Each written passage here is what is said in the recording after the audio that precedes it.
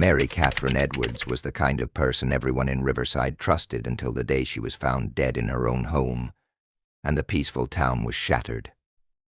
The investigation would soon reveal a shocking truth. Thomas Leary, a former student with a dark obsession, had been stalking her for years.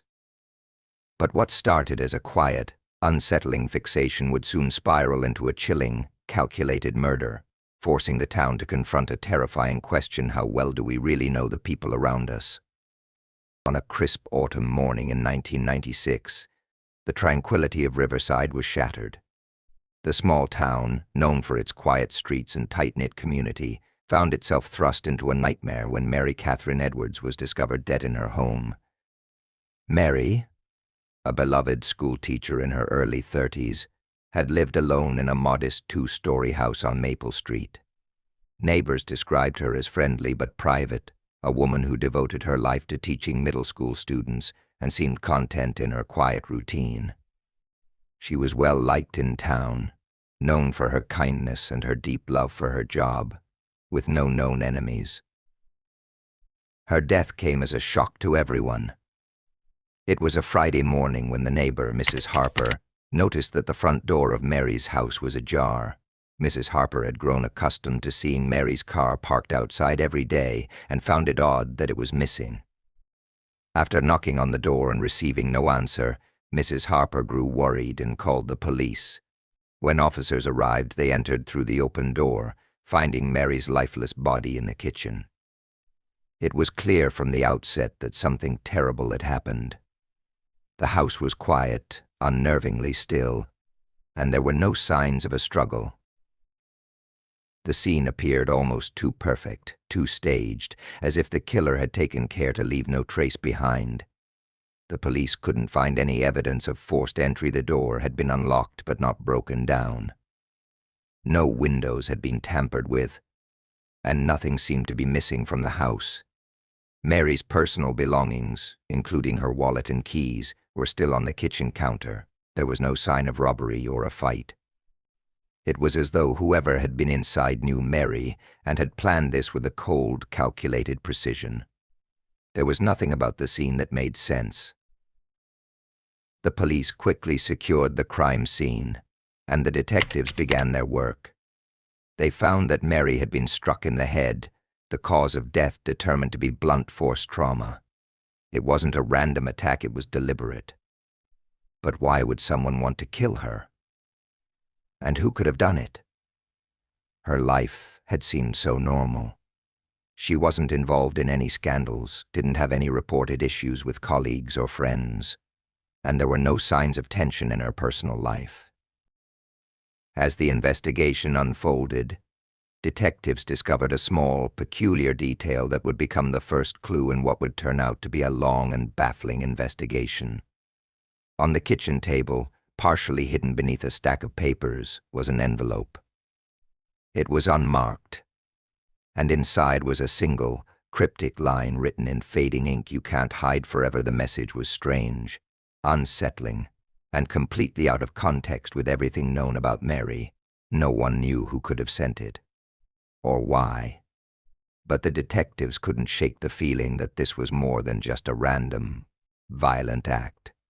It was the beginning of something darker, something far more complicated than they could ever have imagined. The search for the truth began, and with it the quiet town of Riverside was thrust into a world of uncertainty. They had no idea that the death of Mary Catherine Edwards would unfold into one of the most chilling and perplexing mysteries the town had ever seen. The days following Mary Catherine Edwards' murder were filled with frustration and confusion for the Riverside Police Department. Despite their best efforts, there was no immediate breakthrough. The lack of forced entry into the house, the absence of a clear motive, and the eerie calmness of the crime scene left investigators with few leads to follow. In a town as small as Riverside, everyone knew each other, and the idea that one of their own could commit such a heinous crime seemed almost impossible. Yet, the more the police investigated, the clearer it became that the answer wasn't as simple as they had hoped. Detectives started with the basics. They interviewed Mary's colleagues, friends, and family members, hoping to uncover any hidden details about her life. They spoke to her students, parents, and neighbors, but everyone seemed to say the same thing: Mary was a kind, responsible teacher who kept to herself. She wasn't involved in any romantic relationships, and her social life appeared to be very low-key. The only possible leads they found were a few distant acquaintances, but none of them seemed to offer anything concrete. It seemed as though Mary's life was an open book, so why would someone want to end it? One of the most curious aspects of the case was the behavior of Mary's neighbor, Mrs. Harper.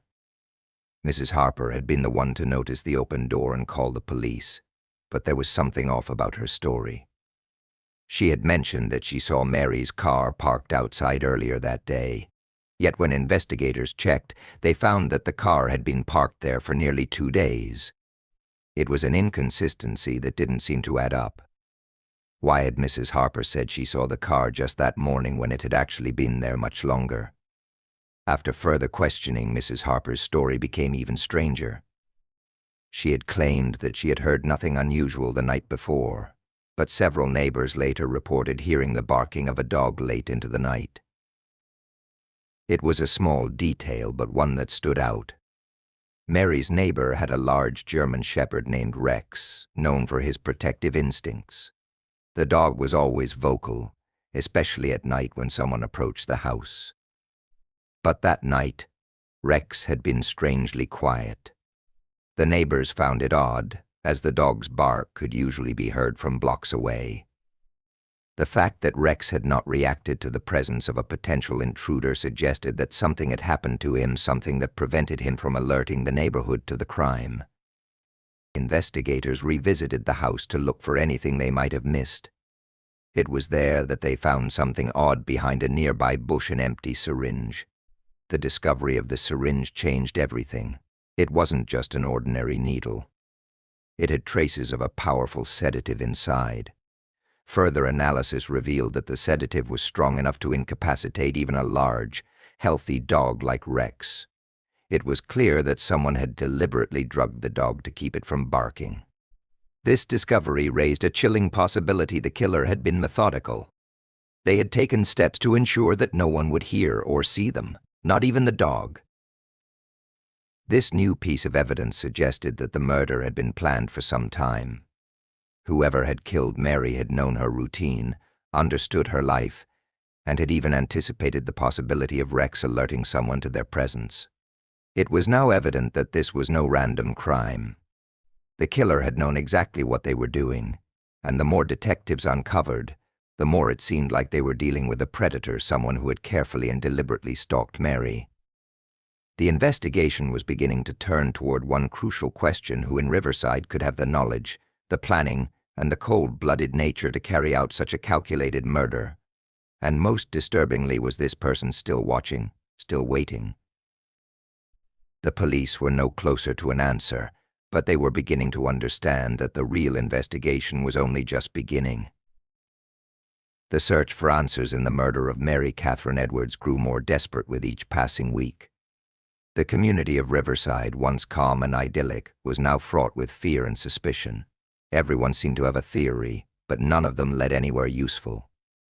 As the police dug deeper into Mary's life, they began to focus on the one aspect of her personal history that had not yet been explored: her online activity.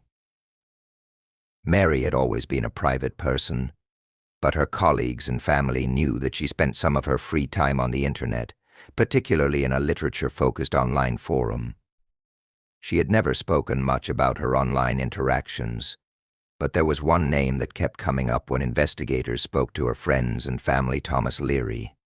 He had appeared in a few of Mary's emails and even in some of her forum posts. At first, no one remembered much about him. He was just another name in an online group where people shared their love for books. But as the police went through her old emails and online messages, something unsettling began to emerge.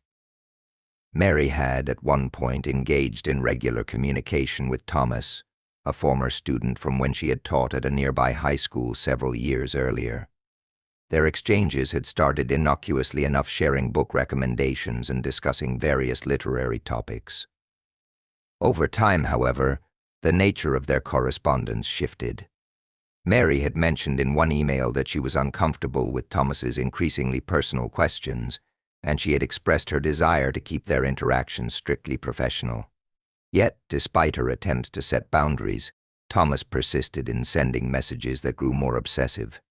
He would ask about her life, her routines, and even suggest that they meet in person.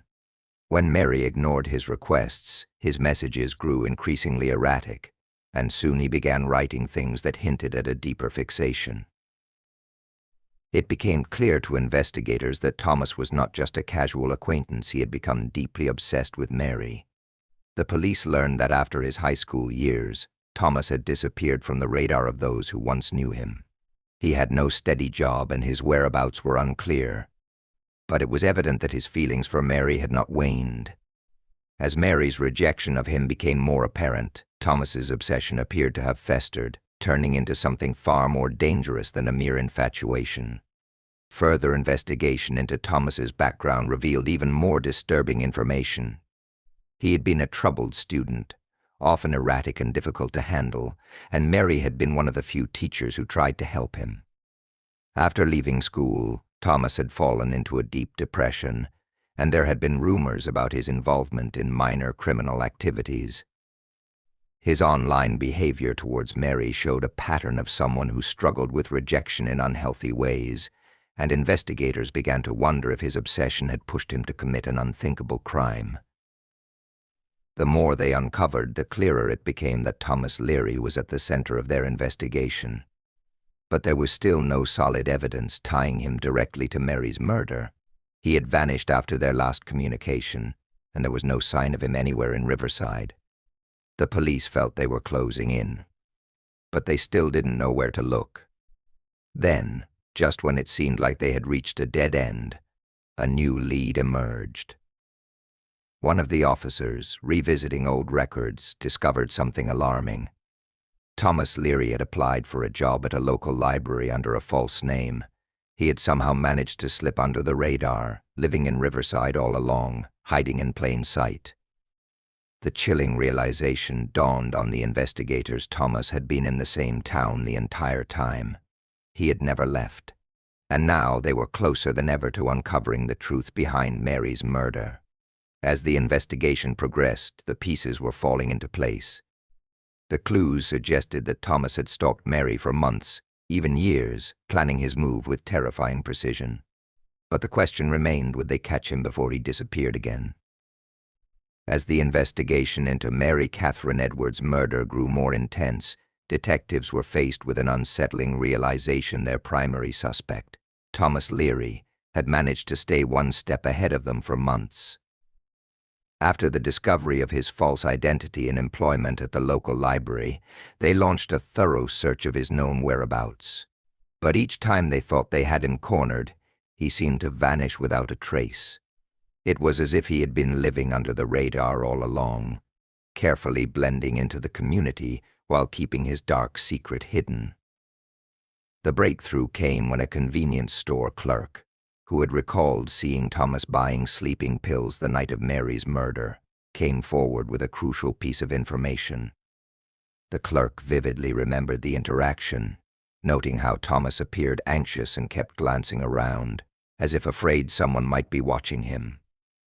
He was carrying a bag, and although it didn't seem suspicious at the time, the clerk now realized that it might have contained the very tools Thomas needed to carry out the crime. This detail gave investigators a new lead to follow, and they quickly obtained the surveillance footage from the store, which showed Thomas leaving with the bag in hand. The footage provided investigators with a chilling realization: Thomas had been preparing for this moment for a long time. He wasn't just a man acting on impulse, he was a predator who had planned the murder meticulously. Detectives now turned their attention to retracing his movements after he left the store. The footage showed him walking in the direction of Mary's neighborhood, his face hidden under a cap, making sure he was not recognized by anyone. It was the first solid evidence they had that connected Thomas to the crime scene. With this new lead, investigators began canvassing the area around Mary's home, looking for additional clues. They revisited the site where Rex, the neighbor's dog, had been found tranquilized. The tranquilizer dart, discovered behind a bush near the house, had been carefully discarded by the killer. It was now clear that Thomas had not only planned to kill Mary but had also ensured that her dog would be incapacitated, preventing any alarms from being raised. This calculated move revealed just how deeply Thomas had studied Mary's life and how far he was willing to go to carry out his plan. The more detectives uncovered, the more they realized how deeply Thomas had been entwined in Mary's life and how much he had manipulated his way into her world. He had known her routines, her patterns, and had stalked her without her ever knowing. Even after she had stopped responding to his messages and attempted to distance herself, he had been relentless in his pursuit, refusing to let go. His obsession had festered into something much darker, and now it had culminated in murder. With mounting evidence pointing to Thomas, a team of officers was dispatched to search the library where he worked. They hoped to find something that would connect him directly to Mary's murder, perhaps an item, a document, or even his own fingerprints. It was the last place they could look before they could take action. As they arrived, they noticed something unusual. A man matching Thomas's description was spotted leaving the back entrance. He was dressed in dark clothing and seemed to be in a hurry, as if he knew the police were closing in on him. A tense pursuit ensued as officers chased Thomas through the wooded area behind the library, but he was elusive, moving with unsettling speed and agility. They cornered him near a remote part of the woods, where the landscape had helped him remain unnoticed for so long. When they finally apprehended him, Thomas showed no signs of resistance. He surrendered without a fight, but the coldness in his eyes made it clear that he knew what had happened, and that he felt no remorse for his actions. When he was brought in for questioning, Thomas remained eerily calm. He confessed to the murder, admitting that he had planned it for months. His obsession with Mary had consumed him, and when she rejected him for the last time, he felt that he had no other choice but to take matters into his own hands. He had believed that if he couldn't have her, no one else could. The arrest of Thomas Leary was the end of a long, harrowing search for justice, but it also marked the beginning of a new chapter for Riverside. The town, once peaceful and unsuspecting, would never be the same again. The chilling events surrounding Mary's murder served as a stark reminder that darkness could lurk in the most unexpected places, even in the heart of a seemingly perfect community. As Thomas Leary was finally apprehended and brought in for questioning, Riverside was left to process the terrifying truth that had unfolded over the months. The quiet town, once a symbol of peace and simplicity, now bore the scars of a tragedy that would haunt its residents forever. The arrest of Thomas, though a relief to many, came with a sense of disbelief. How had they missed the signs? How had someone so entwined in the fabric of the community managed to carry out such a horrifying crime without detection? Thomas's confession provided some answers, but it only deepened the sense of unease. In his calm, detached manner, he admitted to the murder of Mary Catherine Edwards, recounting the meticulous planning that had gone into it. His obsession with Mary had begun years earlier, when he was a troubled student in her classroom. Mary had been one of the few teachers who had tried to help him during his darkest times, but in his mind, that kindness had spiraled into something much darker. He believed that she owed him something for the help she had given him, that she should have seen him as more than just a student. Her rejection, when she finally realized the extent of his obsession, had shattered him. He felt abandoned, and in his twisted logic he believed that taking her life would restore control to him. Thomas detailed how he had watched Mary for weeks, learning her routines and figuring out ways to slip past the walls she had built around herself. He knew she lived alone, and he knew about the neighbor's dog Rex, who was always a threat to his plans. It was chilling to hear how Thomas had carefully studied Mary's life, even going so far as to drug the dog, ensuring it wouldn't bark and alert anyone to his presence. He had left the note in the kitchen, You can't hide forever, not as a message to Mary, but as a final statement to himself. It was his way of asserting his dominance, of taking ownership of her life in the only way he could. As detectives pieced together the rest of his movements, they found further evidence of his obsession. Thomas had kept a scrapbook of clippings from local newspapers, all featuring stories about Mary's accomplishments in life. He had even tracked down her childhood photos, trying to find any hint of the girl he thought he had once known. He had never fully let go of the idea that they shared a connection, an idea that, to him, justified his actions. Despite his confession, Thomas showed no signs of remorse.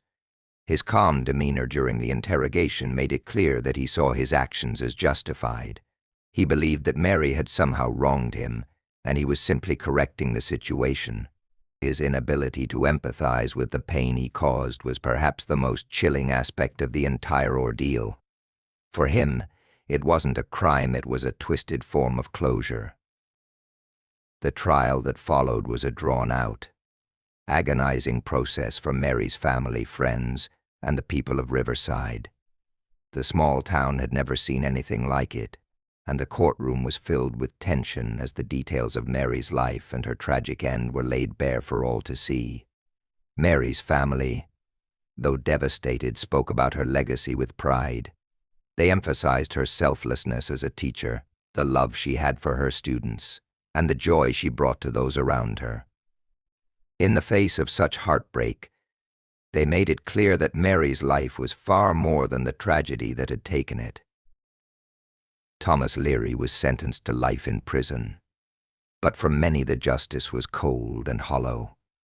The community of Riverside would never forget Mary Catherine Edwards, but they were forever changed by the terrifying truth of what had happened to her.